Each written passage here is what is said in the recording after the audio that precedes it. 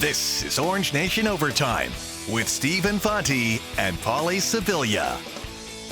Welcome into Orange Nation Overtime, everyone. Alongside Paulie Sibilia, I'm Stephen Fonte. We are back from the weekend, a weekend in which we saw Syracuse lose a heartbreaker inside the Dome to Hofstra, 70-69. A loss that really hurts their NCAA tournament resume, their non-conference resume in particular. It seemed like they had solved that with the win over Tennessee, and then they give that win right back 2 games later, falling at home to Hofstra. What was the most disappointing aspect of that game for you, Paulie? The inability to figure out the zone. Yeah. You know, I get maybe a couple possessions of struggling. It was probably 10 minutes of game time, it felt like. It felt like an eternity. It did. And on the other side, you know, we keep hearing about how good of a defensive team this is and their level 5 energy, and they have been a good defensive team.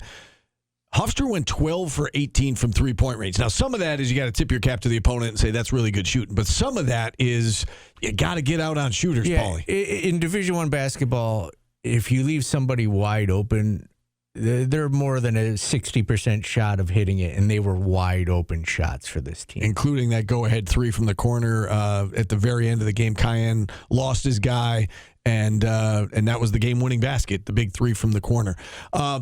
Officiating came up on the show today.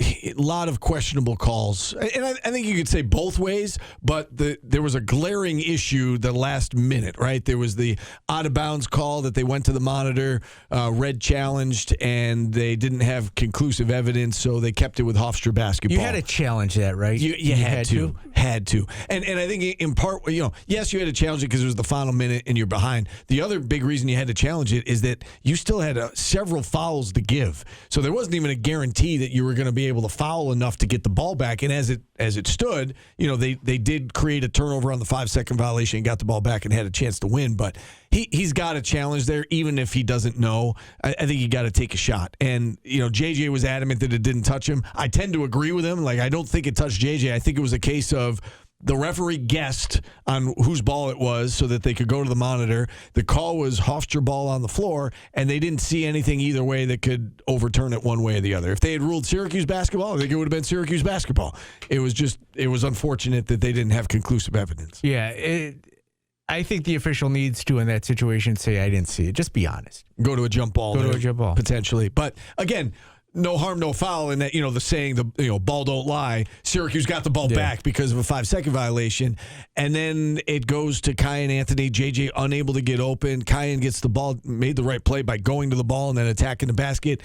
Everybody agrees he got fouled. Again, the official just didn't call it. That's why I wish that it was like the NBA and you could go and look at those things. You can't, obviously, and you got to live with the end result. Right. And to the disgruntled fans, if this was year 1, it may have been okay. Right. But this is year, going on 5 if they don't make it, of not being in the tournament. So a loss to Hofstra is not great. Yeah, and again, I'm not blaming the refs at all. I'm not saying that. They deserve some commentary, some critique, but the flip side of this is, you know, and the right side of this is Syracuse cannot put itself in that position at home against Hofstra, especially coming off the St. Joe's game. Like, I think, to me, that was the most disappointing part, is that the St. Joe's game, they were sluggish, and you kind of get it, right? It's a 9-day layoff. You're playing on a weeknight, 9 p.m. There was snow. Nobody was there. It was, there's a sickness going through the team. Like, I get the sluggishness against St. Joe's.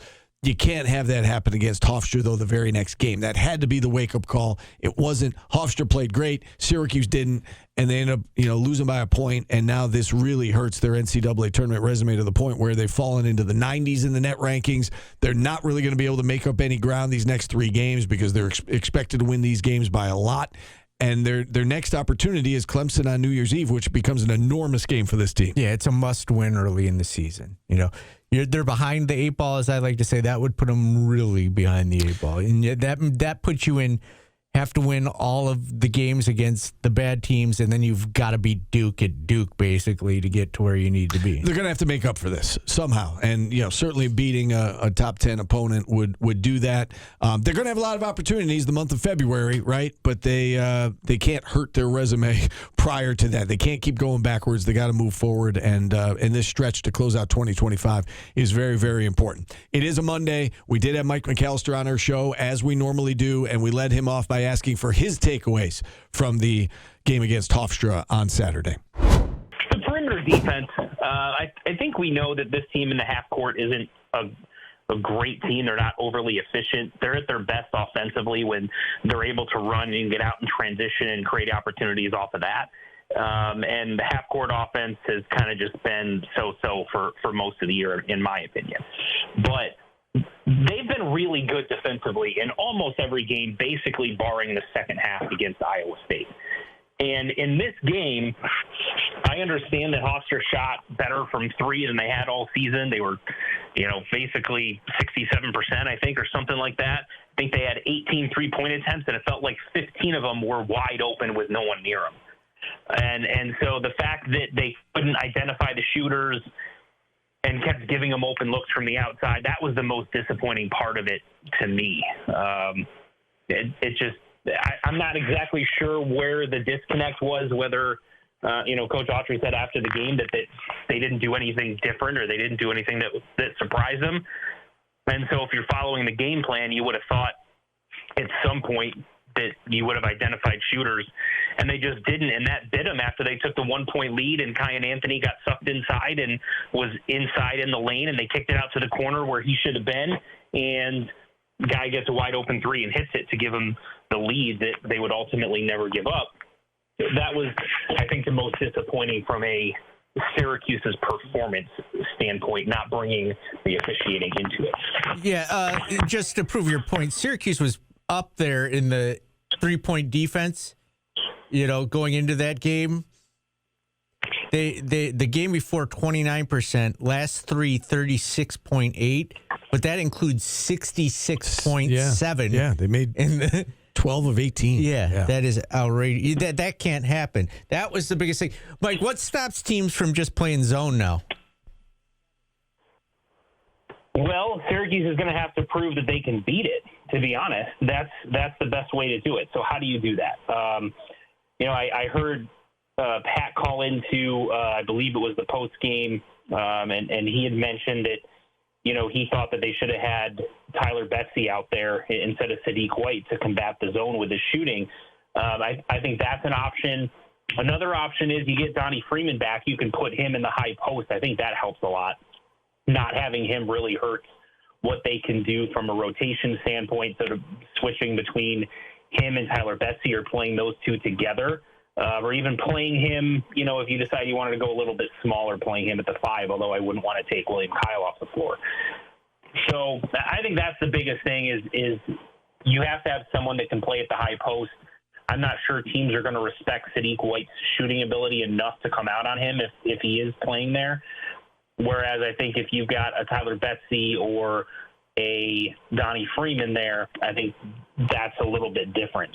Syracuse is going to have to figure something out, because if they don't, teams are going to continue to do that, and it's going to frustrate them all year. Yeah, I mean, I think it makes sense. Teams are going to play them zone until they can figure it out, and they're going to have to figure it out. One concern, I think, from the starting 5 perspective is the play of Nathan George. And, we keep talking about, we say, all right, what's up with Nathan George? And against the lesser competition, he's been very good. Against the better competition, he struggled. You look at his performance on Saturday. Yeah, he had 6 assists, only 1 turnover, but didn't make a shot. He wasn't out there in the crunch time minutes. What do you make of Nathan George? And are you concerned at all about him and him running the show at the moment?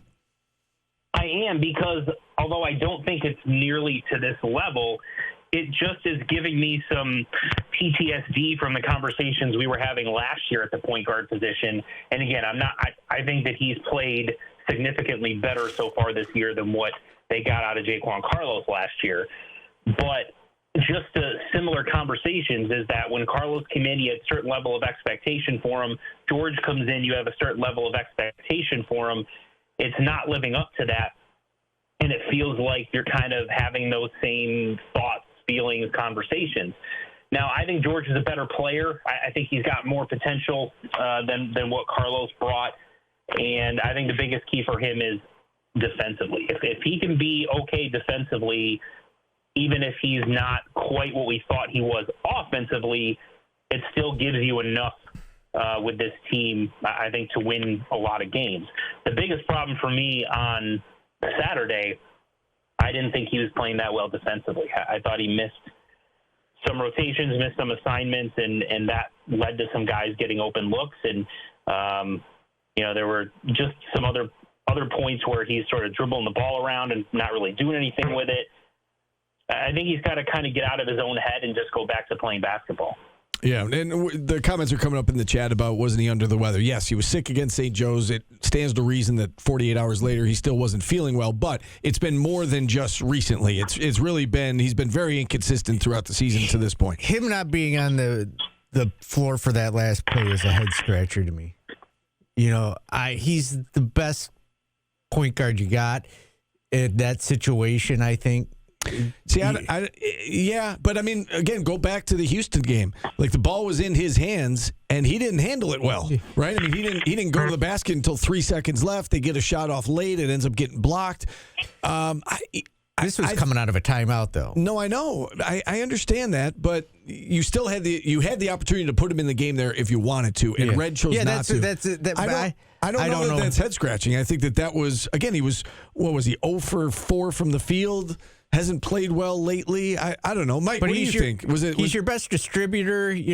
I think the offense runs more smoothly when he's in the game, honestly. Yeah, I understand the wanting him to be out there because he's your point guard, and I do think that the offense runs better overall when he's out there as opposed to when he's not. That said, if you put him in at that point, he had been sitting for so long. I think that's a tough spot to put him in. All things considered, the plan was to get the ball to JJ and let him try to create something. And what I didn't understand, the most baffling part of that whole sequence to me was it looked like initially JJ went into the backcourt and was open for a pass back there, which you can throw back there. And Kyan didn't throw it. I don't know if he saw something or was nervous he turned it over or just didn't like something, but that was a bit baffling. He didn't make that initial pass to get it to JJ in the backcourt. But then once he got the ball into William Kyle, basically other than Kyan trying to fight to get the ball, everyone else stood there. And that was a concern for me as well, which is I understand having one thing drawn up, but there needs to be some level of understanding of what happens if the other team takes that away. Here are the other things we can do. And the fact that you had, JJ kind of hopping around over there, not really doing much to try to get the ball, and then two players standing over in the corner, not moving at all, I didn't think that was great. There needed to be some other sense of urgency other than Kyan just trying to fight for it. JJ's got to get the ball. He does. I mean, if he, especially if Nate George is not in the game there, he has to get the ball. And I want to ask Red that when we have him on Thursday. Like everybody, like I saw on Twitter, look, what did they draw?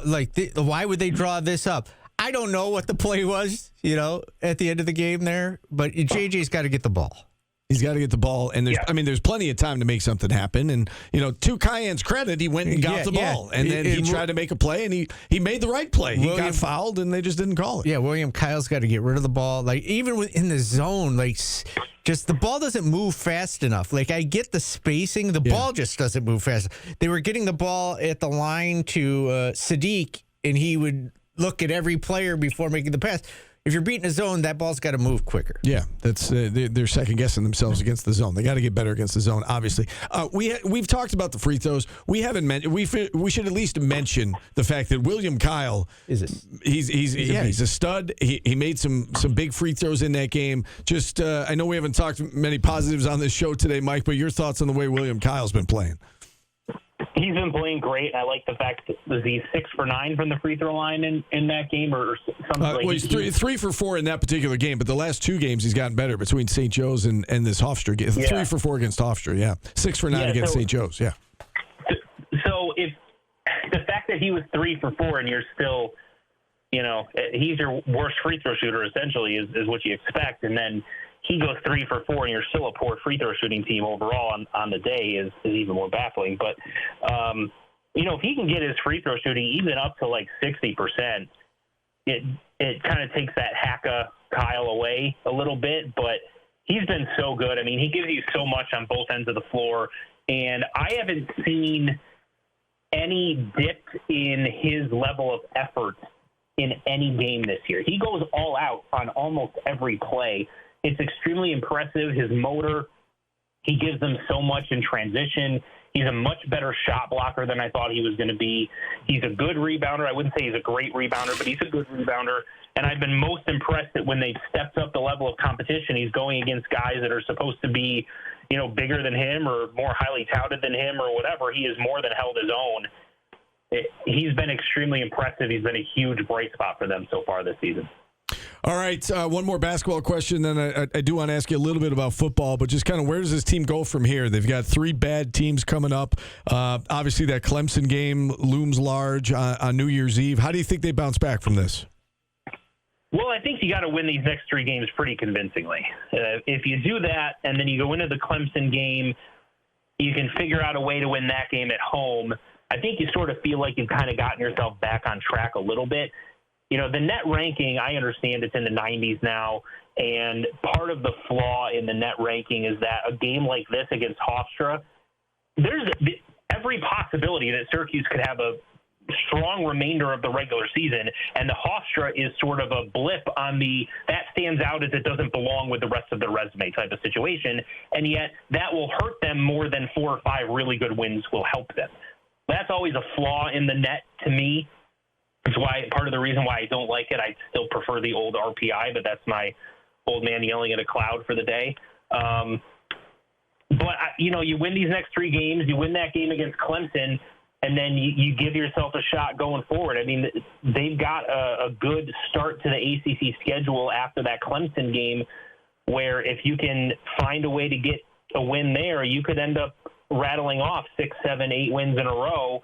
And now all of a sudden, if you're 14-4 or even, 13-5, something like that, you feel like you've given yourself a shot still to make a run at the NCAA tournament. So they've still got everything in front of them. The net ranking will figure itself out if you keep winning games. You got to win these next 3 convincingly and then beat Clemson to set yourself up for having that opportunity. All right, let's talk football quickly. The latest guys in the portal, Emmanuel Ross, Jalen Hornsby, Jakari Williams all entering the portal. Thoughts on, a few of these guys leaving the program? Yeah, Jakari Williams, not really a surprise. I think once he didn't play last year, given all the issues that they had at quarterback, kind of the writing was on the wall there. But got his degree, which, sets him up for the rest of his life, so that's a good thing. Credit to him for sticking around for a couple of years when he could have left 2 years ago, and he didn't. So credit to him for sticking around and setting himself up for the rest of his post-football life. But Hornsby and Ross, a little disappointed, I guess, to be the right word, just because, from a Syracuse perspective, because I think they're talented players that have the ability to contribute down the road. The problem is they know they're talented, they know they've got a high ceiling, and they want to play. And right now, the wide receiver room is one of the best on the roster. They've still got, in theory, they're starting 3 guys from this past season, barring one of them entering the portal that we're not expecting at this point. And they've got Calvin Russell and Amari Goff coming in as well. And who knows if they end up grabbing somebody in the transfer portal. And they got Tyshawn Russell coming back. So there's a lot of talent in that wide receiver room. So it's not a surprise that they're losing a couple of guys from it. That's Mike McAllister from CuseNation.com. You see him quite often on the Orange Nation TV show. One thing that you and I haven't talked much about here on Orange Nation Overtime, but we did earlier in the show today, was the technical foul on Sadiq White. That really seemed to change the momentum and change the entire complexion of the game. Syracuse was on a run. They were feeling good. He makes that dunk, gets the tee, and then an 8-point lead all of a sudden becomes a 3-point lead because Hofstra got a 5-point possession out of it. Yeah, and then it just led to a huge run by them, I think. I think they went on a 14-2 run out of that. And it's completely unacceptable to get a technical in that situation, especially with you up. Just I guess the phrase would be act like you've been there before. Yeah, so that made it 45-38. So it was a 7-point game. I said 8-point game. It was a 7-point game. They get a 5-point possession out of it, 2 free throws and a 3. And then Hofstra did go on a run and ended up taking a 50-47 lead. Did I guess right? Well, it depends on how much you expand it out. So they went on, I guess technically they went on a 19-4 run at its largest. Yeah, so I thought it was They went from down 7 to up 8 in that span. And Sadiq came out of the game because of the technical, and it changed the entire complexion of the game. We were expecting a lot of calls today. We were expecting a lot of angry calls. I don't know that we got a lot of angry calls, but we did get a lot of listener participation on the show today. Everybody seemed to be pretty calm, but do you think it's an apathy thing now, Steve? I don't know. Maybe. That fans are over it. I don't know. I mean, I think that fans were pretty excited in this town after the Tennessee win. Yeah. And I think they could see the path to the NCAA tournament. Maybe it was just a realistic thing. Like, maybe they looked at it realistically and said, you know what? Hofstra's not a bad team. Free throw shooting was bad again. Hofstra shot lights out. Syracuse had some bad calls go against them, or, some no calls. And, maybe fans are looking at it like, okay, this is not great, but it can be fixed. Yeah, and ultimately, I think the goal is still the same. As much as this game did put them behind, you still have to finish in the top 5 or 6 of the ACC. You got to win big games. This game, the only way it hurts you is if you are firmly on the bubble when you get out, and you got a chance to go win some games in the ACC, and you could that game won't be looked at as a bad loss if you go out and finish in the top 5 of the ACC. And if Hofstra could do its part and kind of move up, we think that Hofstra's a pretty good team. So if Hofstra ends up being a quad 2 loss as opposed to a quad 3, that would hurt. That would help as well. So a lot of basketball left to be played. It's not the be all and end all, but it's certainly a step back from where they were. I bet you if you went back and looked, I bet you a lot of good teams have quad 3 losses at the end of the season. It can happen, but it's got to be like a one and done type thing. Like, okay, that's your quad 3. Now you can't get tripped up against Pittsburgh or BC or whoever. We did get a lot of callers today. Let's play back some of the comments now from our callers. Take a listen. So since we're talking about officiating, I want to make it very clear that this is not even up for discussion. The official that missed the Cayenne foul, I think it was 0 blue. I can't remember if it was 0 or 6. I've watched it so many times, but that's not the point.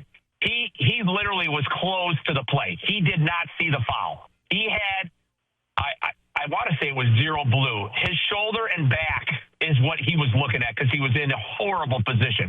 If you look at some of the still images, you can see he's closer to the 3-point line than the cameraman. He needed to be at least 4 feet in towards that cameraman. And trust me, nobody feels worse about missing that call than him. These guys are trained professionals. If he had saw it, people are saying, oh, it's the end of the game, so he was holding his whistle. No, absolutely not. This guy gets paid $3,000 a game. He's going to make that call. These guys are so seasoned and trained, and he's made that call 1,000 times at the end of the game. He didn't see it. With Red and the staff, I think my biggest gripe with them is they just don't have an identity. And when you watch these games, you can see Hofstra come in with a game plan and a purpose. And I think when you watch the Syracuse team play, you really struggle to say, what are they good at? What's their game plan to stop the other team's best player? And it looks like they're trying to out-athlete and just be more talented than other teams, which these days that's not going to happen. Derek, let me ask you this.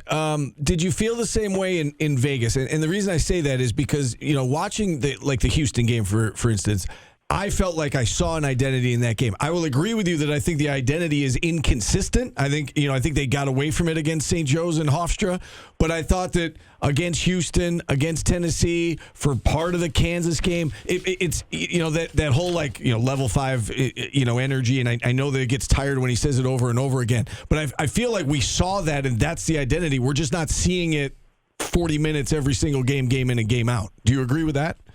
I agree with that. I think for them to be a tournament team, it can't just be we play hard. All right, again, next chance to get back on track comes Wednesday night at home, 7 o'clock against Mercyhurst. These next 3 games, Paulie, should be blowout wins. Have to be. These 3 teams should not come anywhere near Syracuse in the second half. They should be comfortable wins. Yes, and they have to be, and you hope Donnie Freeman is back.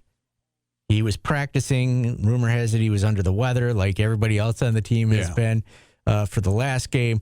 Let's just hope he's back. He gets in the rhythm, and this team can rattle off some wins. Red literally cannot catch a break, right? With the Donnie Freeman injury, like the injuries last year with Freeman and JJ. This year, Donnie gets hurt right before Vegas. Now there's the sickness through the team at this really critical stage of your season. I don't know how this doesn't happen more often in sports. The sickness go through the team? Yeah. I mean, I think it does. Maybe we just don't hear about it as much. I mean, of course, they're together all the time, so if somebody gets sick, it has a chance to move around. Remember, they used to cancel games because of it. I know it's going around the schools right now. I mean, my sister's a teacher, as you know. My son, our little guy's in kindergarten, and he's half of his class is out with there's sickness going around. It's that time of year. It's just Red can't catch a break in those calls at the end of the game. Like if one of if it's just if Kai gets fouled, who knows? It's just unfortunate that he just hasn't been able to catch a break. And they can't make the free throws. Once again, 9 for 16 in this game. Although William Kyle. Bright spot, 3 for 4. Anyway. I don't know. This genius says that he's at least got a uniform approach at the line and puts it on the rim softly. He has missed the rim a few times. He's gotten better these last 2 games. So he went 6 for 9 and then 3 for 4. Like you could absolutely live with that out of William Kyle. Out of your center, yeah. He's been so good. Yeah. In every aspect of the game. Anyway, teach us something. Did you know Frosty the Snowman is from New York, Steve? I did not know He's that. from Armonk, New York, which is near North Castle. It's in the town of North Castle. And every year they have a Frosty Day parade to celebrate. And it's listed as one of the top 10 best things to do in Westchester County. Is that right? Is go to the Frosty Parade. I never knew that. So there you go. That's where the old town square that they mention in the song is. Interesting. Did you know also that he was voiced by a dirty stand-up comic named Jackie Vernon? I did not know that either. And the narrator was Jimmy Durante. Okay. So there you go. That's a good one. Maybe you and I. That's a classic. Because you found out that I want the Bills to lose, and because it would make you unhappy. I can't even talk about that again. I was shocked. That do you want to go to Frosty Parade with me? In Westchester? Yeah. Me and your little road trip down to That sounds like fun. That sounds like fun. Or maybe we just go to Dickens Days out in Skinny Alice. That would be a lot closer. That's probably better. That's probably better. All right, we got to go, everybody. Thanks for watching. Thanks for listening. For Paulie, I'm Steve. We'll talk to you again tomorrow, everybody.